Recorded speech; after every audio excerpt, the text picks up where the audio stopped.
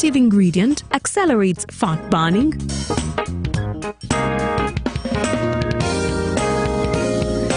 eat twice a day, don't take a detour. Weight loss starts now.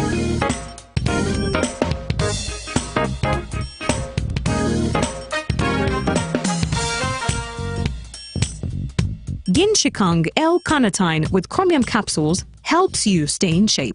Please follow medical advice when taking this product. For more information, visit our website www.hgo.com or call 0800 335555. My question is, what is the difference between rental tax and income tax? How comes I'm paying both taxes on my own premises? If you want to have a tin, but you are not making any income from your business, you should take on the obligation to continue filing your nil return. Commissioner General, to invest in taxation. When people understand taxes and they know the importance of taxes and they know the fair assessment of these taxes they are supposed to pay, I think everybody will embrace taxation. As banning groupage cargo, clearance protects small traders who cannot afford to import full container loads individually and rely on consolidation to remain competitive. Cargo to come in groupage is consolidation, it's legitimate, and we can't ban it. What we have banned, or what we have stopped, is the use of container leaders. Now, Fiona, the good news I have for you is that among the new tax proposals, now you can get direct answers. Send your tax-related questions via WhatsApp or SMS to 0790-141-887 and the Commissioner General of URA, John Musinguzi, will personally address them. Tune in to UBC News Tonight every Monday and Wednesday for expert insights and clear explanations. Booza Commissioner. Step into a world of excellence, comfort and pride with Royal Foam Furniture, crafted to perfection right here in Uganda. We bring you state-of-the-art living room furniture and bedding products at affordable prices. Our wide variety of mattresses include orthopedic, pillow top, spring mattresses suitable for institutions like hotels and many others for home comfort. With every piece telling a story of royal excellence, our products are built with the highest quality materials made to last. Experience royalty with Royal Foam Furniture, proudly made in Uganda, so buy Uganda and build Uganda. Visit our showrooms at Ginger Road, Chambogo Junction, Bukota Chisasi Road, and on Victoria Mall, Entebbe, on the first floor. When you want to relax your body and refresh your mind, welcome to Hotel La Confidential, Aroa's premier destination for luxury and comfort. The only hotel in Aroa City offering a serene atmosphere, breathtaking scenery. Come and discover our exclusive wellness club with packages that include a fully equipped gym, a rejuvenating sauna, steam bath, and a great sky blue swimming pool. For events, our state-of-art conference halls and versatile event spaces are perfect for hosting shows, wedding receptions, birthdays, and more. Come and enjoy our cinema hall and unisex saloon, all designed to meet your entertainment and grooming needs. Bring your family and let your kids splash around in our beautiful Kids Water Park. We are located on Aroa Pakwachi Highway in the heart of Aroa City. Don't wait. Visit us on www.hotelconfidential.com or call us on 0761 688 181. You have seen their boldest ideas. Their work speaks for them.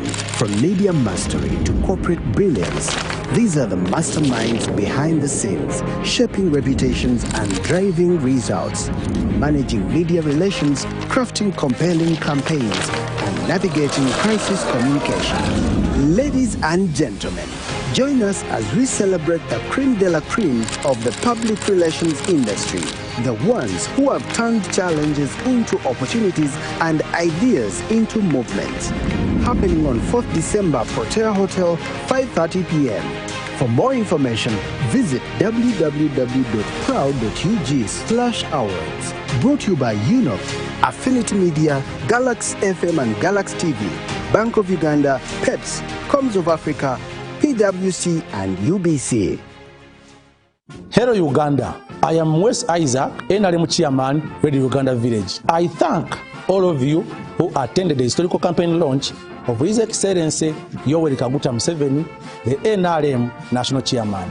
Your presence was an expression of support for the progress, peace and transformation that the NRM has championed under leadership of General Kaguta Museveni. Let's mobilize more in our communities, stand firm and keep united. Fellow residents at Radio Uganda Village and the country at large, let's support and vote massively for His Excellency General Yoweri Kaguta Museveni for continued development, stability and prosperity. Promote a message of peace, patriotism and socio-economic transformation. Then we will together protect the gain. Long live NRM, long live General Yoweri Kaguta Museveni. For God and my country.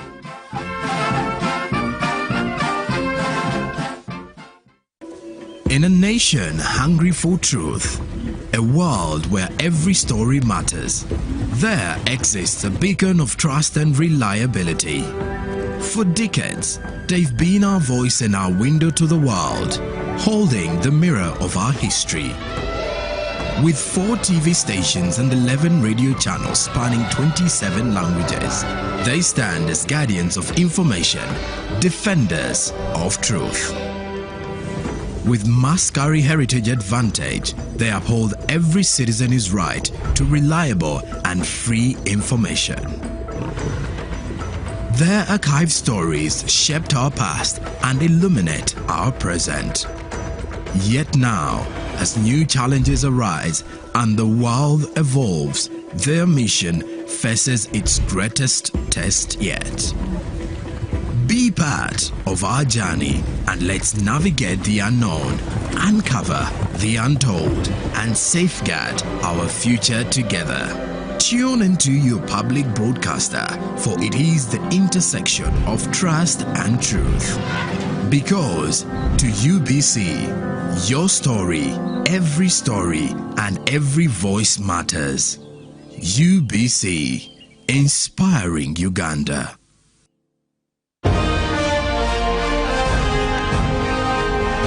Live from UBC Studios in Kampala, this is Good Morning Uganda Extra.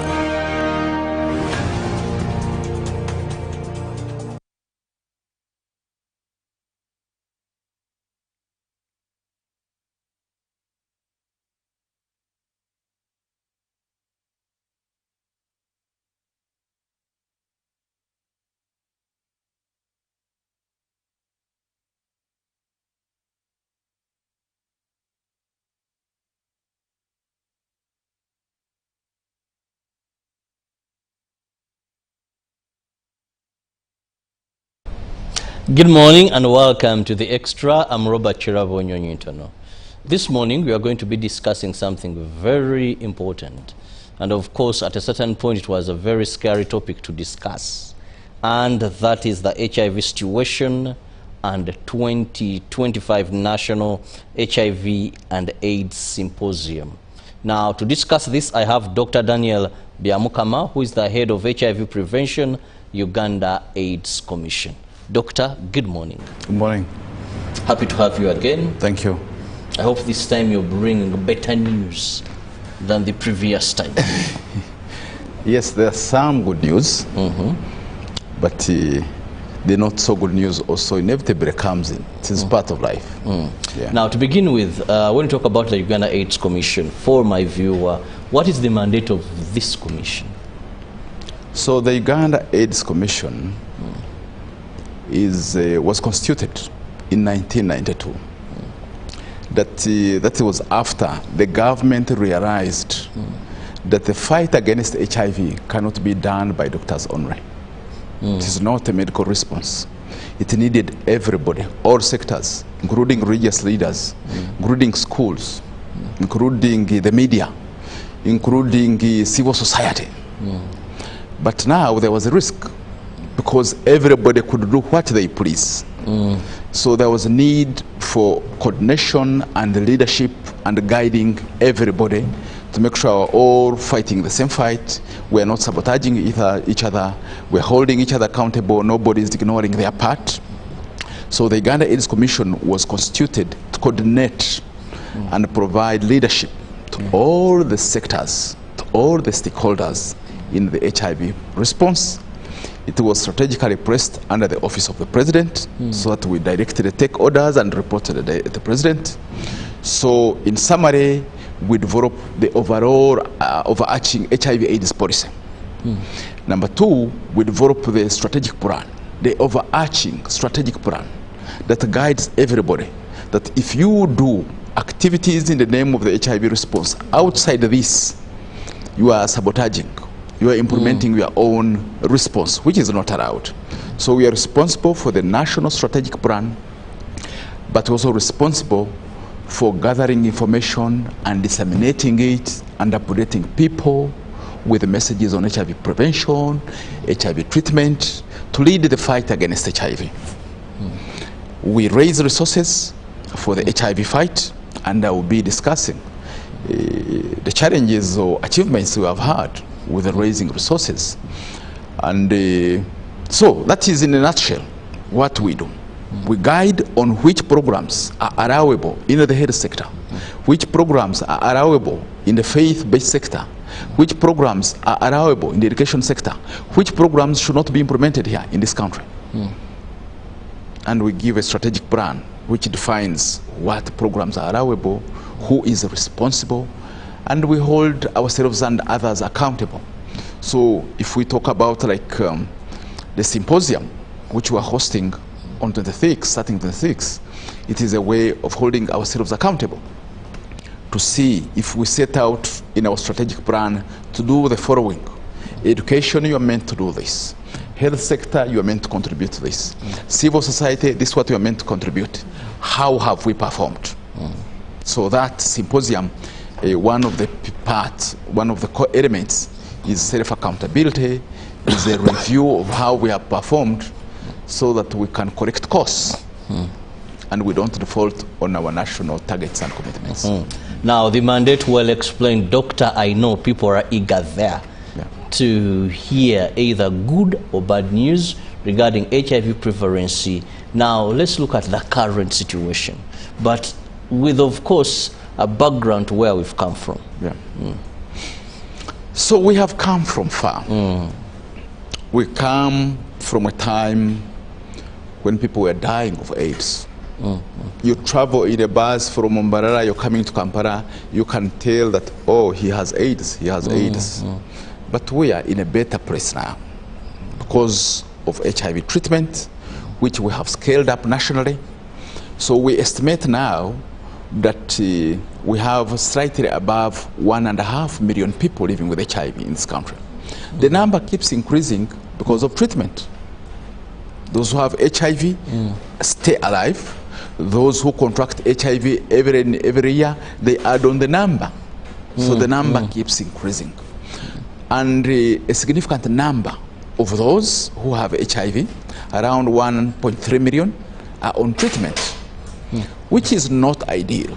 The ideal situation would be for every person who is HIV positive to know their HIV status, to be started on life-saving treatment. Because our policy is, as soon as you discover that you have HIV, whether you contracted it last week, we should start you on HIV treatment because it benefits an individual who is HIV positive, but also it benefits the community. That when you start your treatment early and you take it where as the doctor has advised, you don't transmit HIV to your loved ones, which is a good story. And that's why we want communities to support, not to shame people living with HIV. When we shame people living with HIV, they hide. They will not come for HIV testing. They will not take their treatment as prescribed by the doctor. the chance that they will transmit HIV to your loved ones, to your neighbors, and it ends up with you is high. Doctor, you've said something very important, that we need to support this or not to shame them. Yes. Because when someone constantly and religiously takes their drugs, yes, they reach a point and they cannot spread or transmit or infect. Yes. I don't know which term, you know, I have to be very careful. All those terms are right. Okay, some will say that is a statement is stigmatizing, but allow me use not infect someone. So we should support these people so that they suppress their viral load and they cannot infect others. But also, doctor, all this begins with the testing. Yes, of course. Now, I have interacted with very many Ugandans. Yes. But telling them, let's go for an HIV test. Yeah. Someone even develops a running stomach. I don't know if I told Joe when I have a work pet here, we go for an HIV test, that she would just say, okay, let's go. Or anyone in this room watching, or you, our viewer there, that let's go and do an HIV test. People will find all reasons. Someone will tell you, are you going to marry me? If they are lovers and someone says, maybe they are dating, are you going to marry me? Why should we go for a test if it's not going to be marriage? Yeah. You know, so please first throw more light, because it's also going to be a basis of our discussion. Yeah. How do we ensure that people test? And what are the testing rates in Uganda? Yeah, that's a good question. HIV testing is an important entry point for all our interventions, be it HIV prevention, be it HIV care and treatment. The good news is that most of the people in the country are HIV negative. But they are scared for two reasons. Number one, because of what they did in the past. So they think what they did while they are at university or when they are in secondary school really could have put them at risk. But I would want to assure most people that you are most likely going to be HIV negative. But the problem is, if you stay in that state where you are not sure that you are actually HIV negative, when that moment comes to make a decision whether to wait for the condom or to let the engagement pass and you ignore it, you make the wrong decision. You'll say, after all, I got infected. That's time when I was at university. Yes. So it is important that people gather the courage to test for HIV and know their HIV status. Like I said, majority of the people are HIV negative, and I promise most listeners are actually in that category. But the more you stay ignorant, the more you make wrong decisions when that time comes. Number two, we are in that situation because of stigma. We learned how to shame people who have HIV. If you have HIV, it means you're promiscuous. But now we would want to unpack that. There are so many children who were born to HIV positive mothers. They are of age, they are grown. They did not do anything wrong. They need to know. There are so many women who lived a pure life.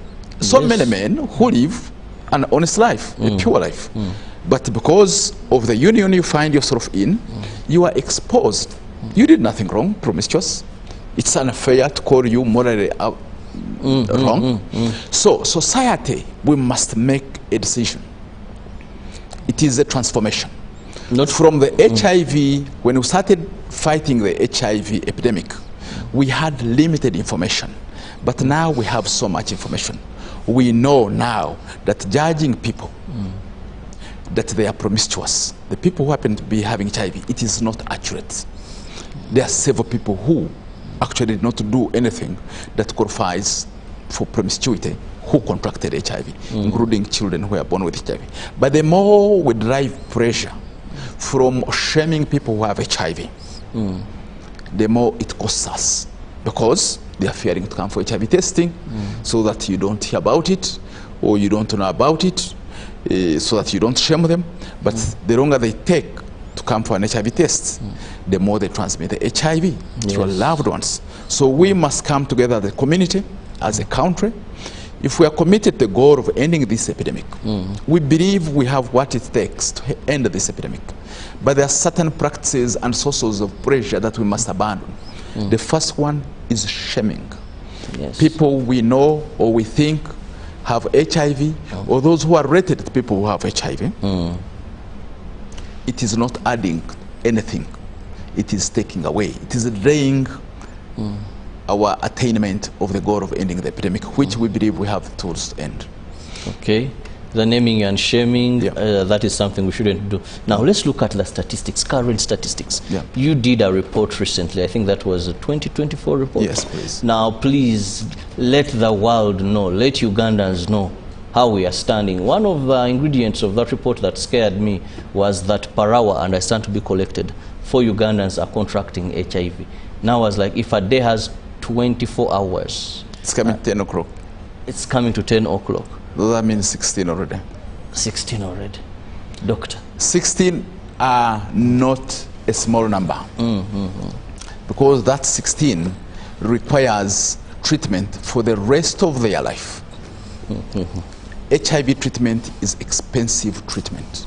The government spends close to $1 million shillings per person living with HIV. What?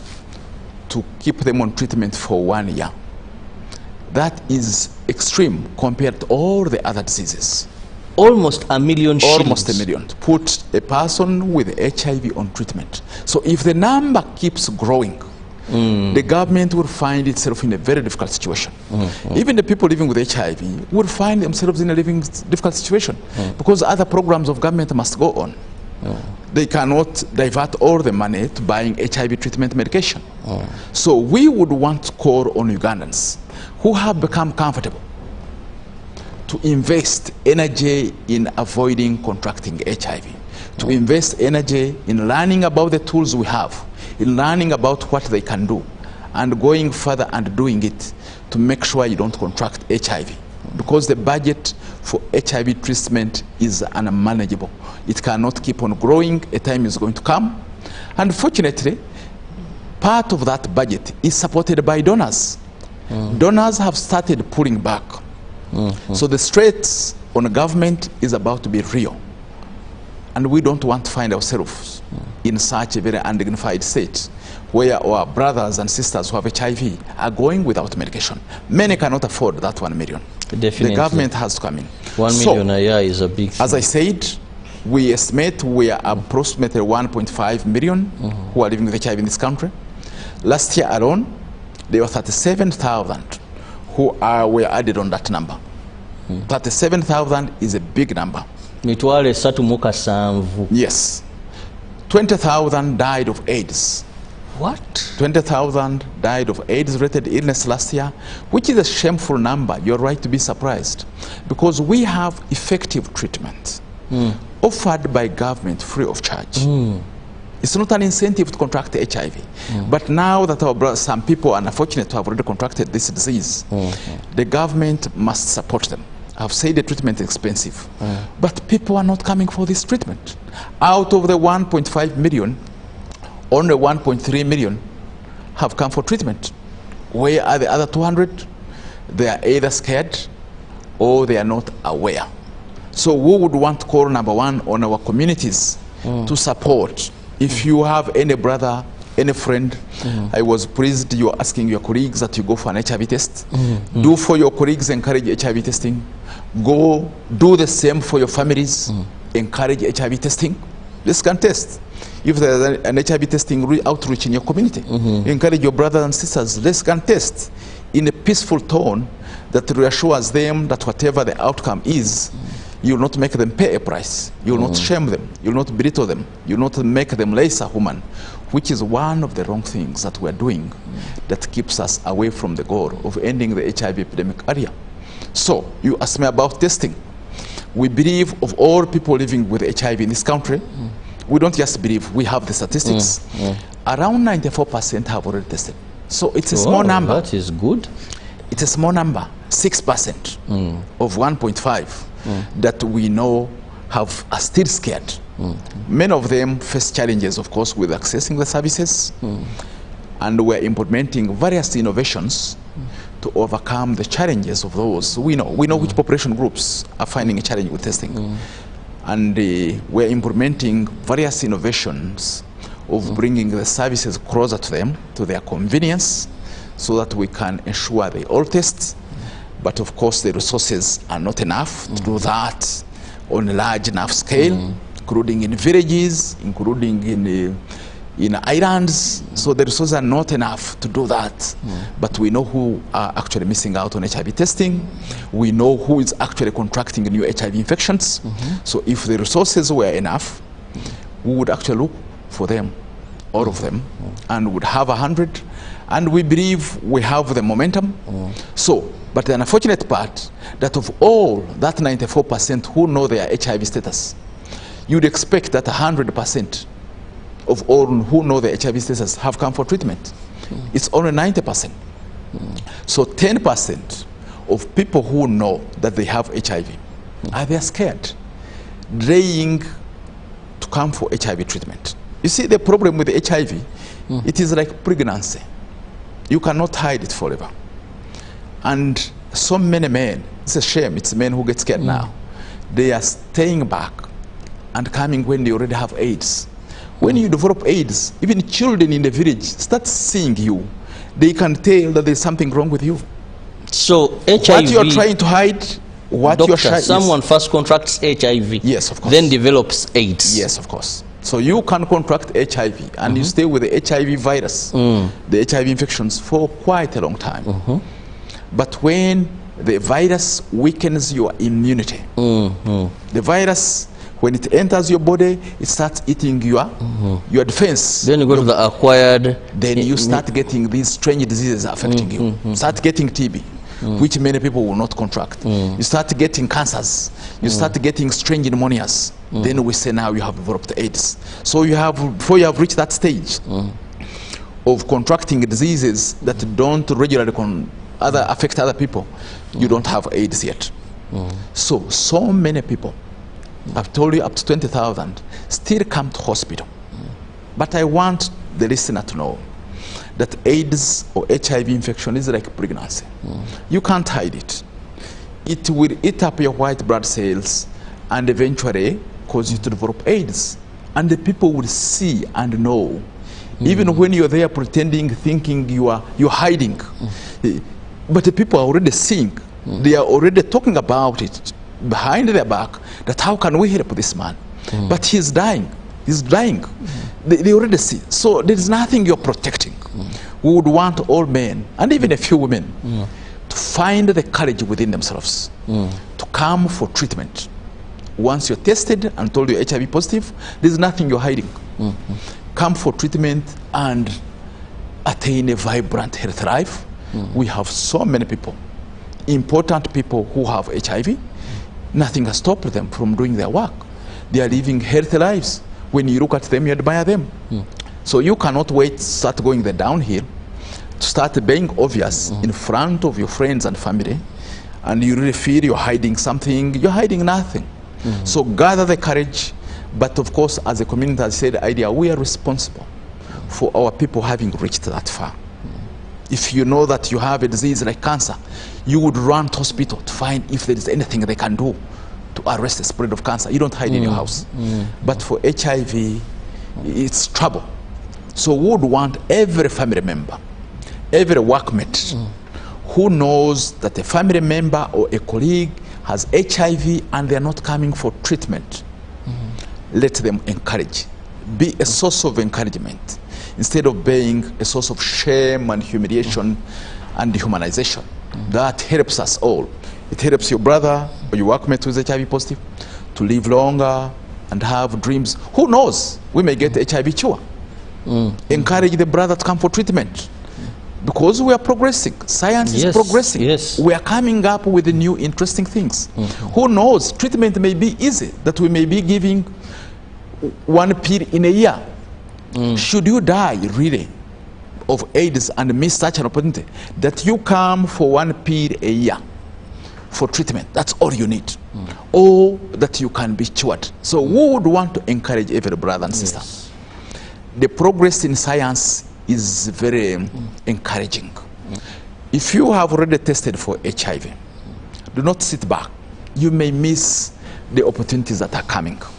Who knew that there would be HIV treatment? There is HIV treatment that can afford people to live a long life. Yes, in the days of those who neglected their lives, those who committed suicide in the 90s, they missed out on this advancement. Yes.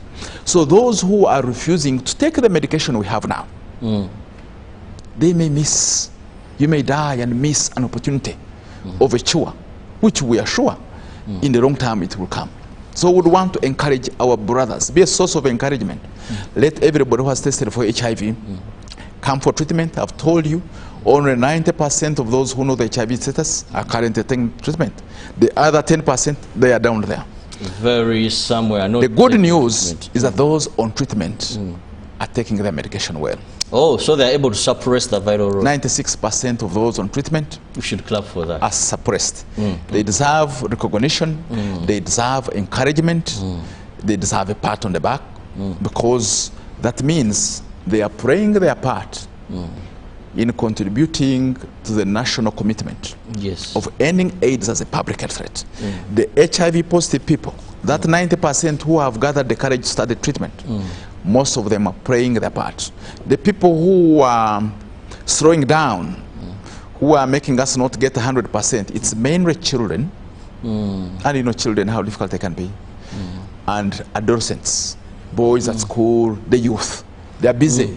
They got drunk last night. They have forgotten to take the pill today, that kind of youth. But most of the people, especially the adults, are doing very well. And we are proud of them. We should give them more support and more encouragement. And we should support, especially the mothers. There is no child who should be born with HIV. We have what it takes to end that.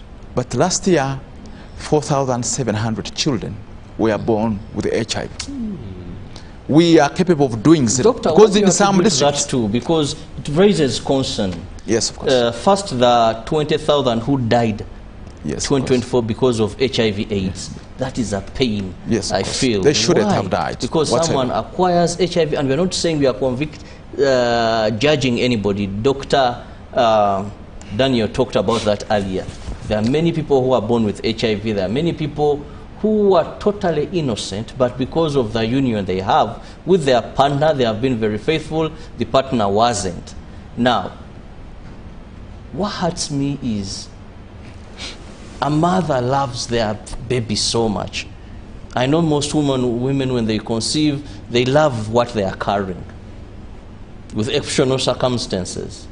Now, how does a mother then fail to take medication to prevent this baby? You said 4,000? 4,700. 4,700 is a big number. These yes, of course. are now new children, newborns with HIV/AIDS, yes, that also have to add on the burden of treatment as well. Absolutely. So why were the mothers this bad? Yes, of course. Let me use that tone, and that so that I can get what I want from you. The mothers may not be bad as mothers. There are circumstances that connive to empower a mother. Look at mothers in grades. There is a mother who is totally dependent on the mother-in-law giving her what to eat. There is a mother in the village who is totally dependent on her husband giving her permission even to walk out of the compound. Hey! Yes, there are so many. When the husband has to give permission. They must give you permission to go for antenatal. There are so many. So such a mother may not know, is incapacitated. What we see that there are mothers who contract HIV during pregnancy. They come for antenatal, they come once, we test them, we tell them you're so lucky, you're still HIV negative. Keep it up. But somehow they contract HIV, maybe from a husband. Maybe from whoever. The husband neglects and she has to make ends meet. Of course. So she gets a chirabo or a toro somewhere absolutely. To assist. But she is not aware. Because she has done the same thing she has been dying. She has been doing. So we see those who transmit HIV to their babies are mainly those who contract HIV during pregnancy and they have not been coming back to hospital for regular checkup. Those who give birth when they are still HIV negative, but during breastfeeding they contract HIV. And number 3, those who abandon treatment. But in all those 3 categories, we see a thread that is common, that most of those mothers are disempowered, are not supported by their environment. either to stay on treatment. Why are they abandoning treatment? It's because their sister-in-law is shaming them. It's because they don't want their father-in-law to know. Why are they not coming for treatment? Because nobody who is supposed, the person supposed to give them money to come for a refill, refused to give. Yes, why are you going in hospital? Why are you all going? Time? So society is not supporting them. We would want to call upon society now. Or husbands, or mothers-in-law, or brothers-in-law, anybody who is pregnant would ideally come for 8 antenatal visits.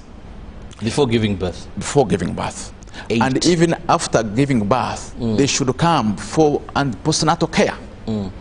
If you make those 8 visits, the chances that you'll be tested again and again to find out if the unfortunate happened, so that you can give birth to a healthy baby, is high. So support your sisters who are pregnant by encouraging to come for antenatal care. If they come more, support them by giving them transport money if they don't have, by talking to them positively. I've said some of the young women fail to come, and we see that most of the mothers who are giving birth HIV positive babies are the young mothers.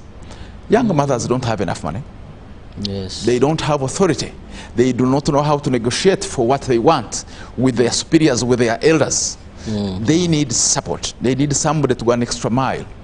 We need a real culture shift if we are going to end AIDS as a public health threat. And we have the tools. Doctors that come for antenatal when it's too late. 2 months too, then she comes for antenatal. I think that damage is already done. Yes, of course. Chances that the damage has already been done is already there. So we would want to support the young mothers. Especially if you have a young mother in a home, go an extra mile. Because a young mother is most likely going to be making mistakes, cutting corners. The people who engage in multiple sexual partnerships are usually the young mothers, young people. She is most likely, or she has a young husband who is equally very active and cutting corners. So they are at high risk. So we would want everybody who has a young mother in their homestead, in their neighborhood, go an extra mile in a professional way, in a kind way, to support them, knowing that if you know somebody who has a promiscuous husband, go an extra mile, encourage her to go for antenatal, support her with a little money. They don't come because they don't have transport, so that they can deliver a healthy baby. Having a baby is a pain in itself, because babies are always sick, they're always taking us. So if you imagine giving birth to a baby who already infected with HIV, with reduced immunity, it's double the pain. Not to the family in terms of costs and inconvenience, but even to the baby. If she has been getting 10 drips in 1 year, if a normal baby gets 10 drips in a year, an HIV positive baby will get 50 drips because of the reduced immunity. That is pain to the child. We do not want to submit children to that pain, either because of negligence or because we are not deliberate in building a culture that supports young women to come for antenatal and getting and using the services they use. Now, doctor, we can spend the whole day talking about HIV/AIDS. We can talk until cows return home, because this is a very interesting topic to many Ugandans, because we are fighting the fear, but also we must accept, I know what I'm going to say, many don't want to hear it, but anyone at any time, you can contract HIV/AIDS. That's true. This is a fact. Anyone at any time. You may think what we're talking about, the couple is faithful, you're dealing with hearts of humans. Yes, of course. You never know how one will fall short of the commitment that two of you went into. You can get involved in an accident. Yes, of course. You know, you have a cut, the other one has a cut, blood is flowing, people who come to save you and all that. But also, you can have a friend and you're helping out and you contract. So everyone watching us today, you're not out of reach when it comes to HIV. So we need to join efforts. I liked where my guest said, let's not shame these people, let's support them. Because this person you're shaming and preventing from going for a blood test will be the same person who sleep with your relative. Yes, of course. Maybe with your woman. Yes, of course. Maybe with your man. Yes, of course. And then you'll end up. One time there was a story, I don't know if Doctor heard of it, because it is true, of a housemaid who ruined our entire home. Yes, of course. During holiday time, the youthful boys would enjoy. When they went back to school, the father now knows home is safe, they are not there. After work, he would return home and feast. Now the mother definitely contracted. The entire homestead was walloped by a maid. Now think of that. And doctor, this is where I want to bring you in briefly.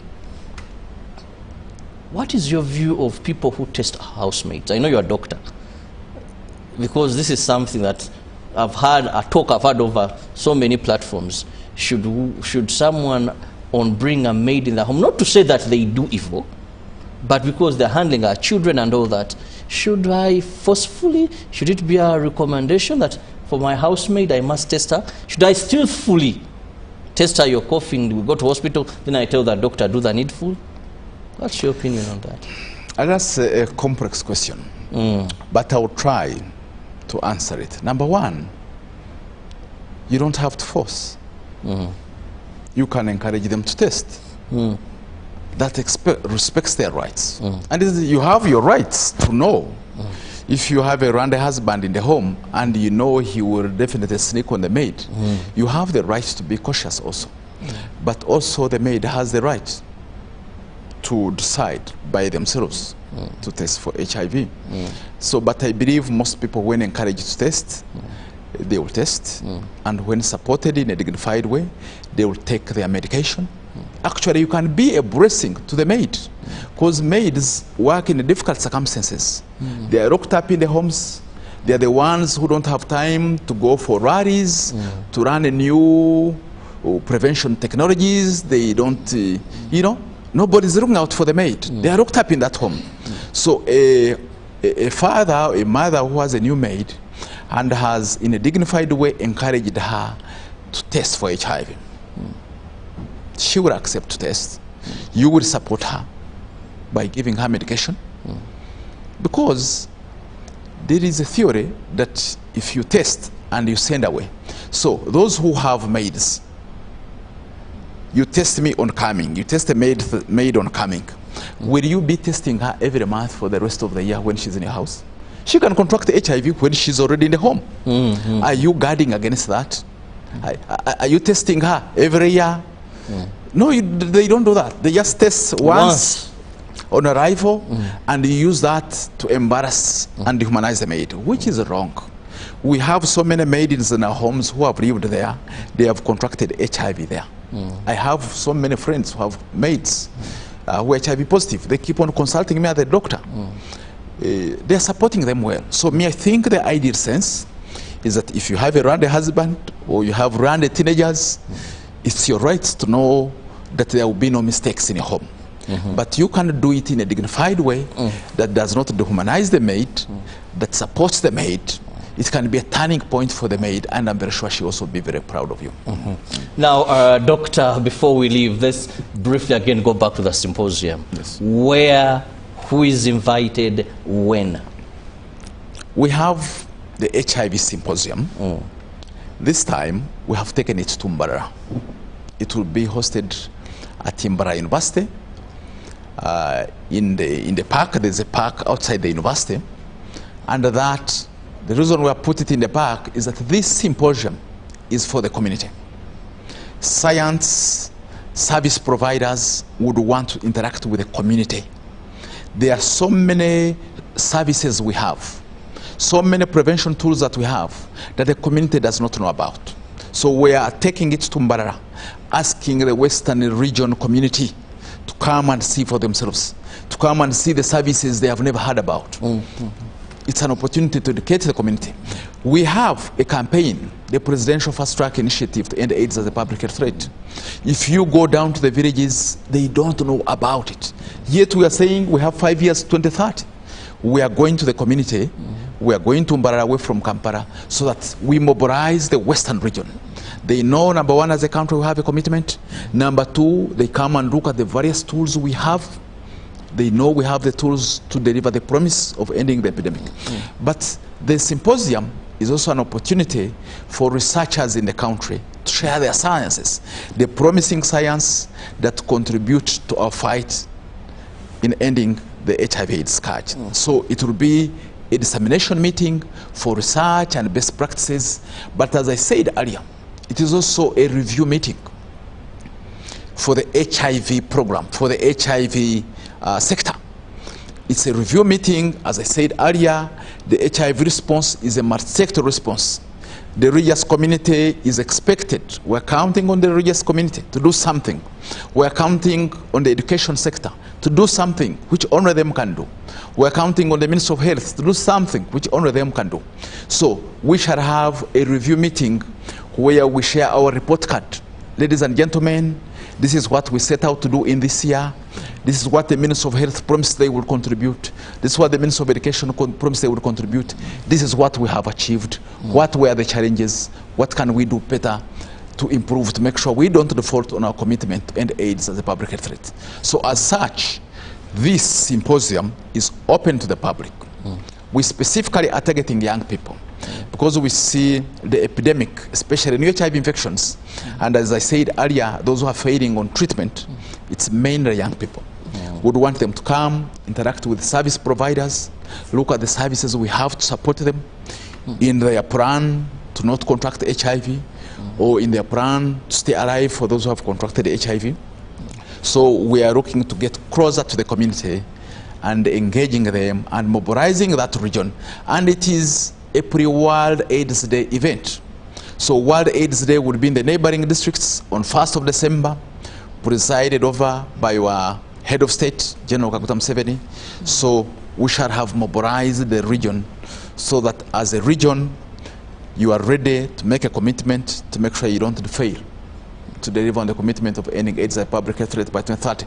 I'm sure next year, these events shall be taken to another region, different regions. We should mobilize this country, that everybody knows their part and they play their part. And even us as government, we shall not let you down. We shall make sure the services and the tools we know can contribute to the end of the epidemic are available for your use, and together we can end this epidemic by 2030. Well, thank you so much, Dr. Daniel Byamukama, who is the head of HIV Prevention, Uganda AIDS Commission. Well, the situation isn't good, but of course we've made strides. When we talk about the years 1982, 83, 84, how people were dying, the rate at which they were dying, but still we need to know our statuses and begin medication. Today, give yourself the best gift. Don't go to eat chips, chicken, take people out. Go and know your status. If you're positive, begin medication so that you can suppress the viral load and you're not able to pass on HIV to your loved ones. But also, let's support mothers so that we change statistics. About, doctor said 4,000 something children, innocent babies being born with HIV/AIDS. That is something we must bring to an end. Have the best of your day. May the good Lord bless you. See you tomorrow, God willing.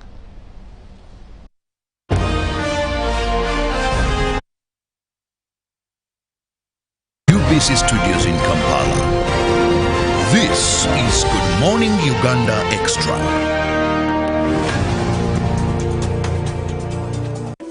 In a nation hungry for truth, a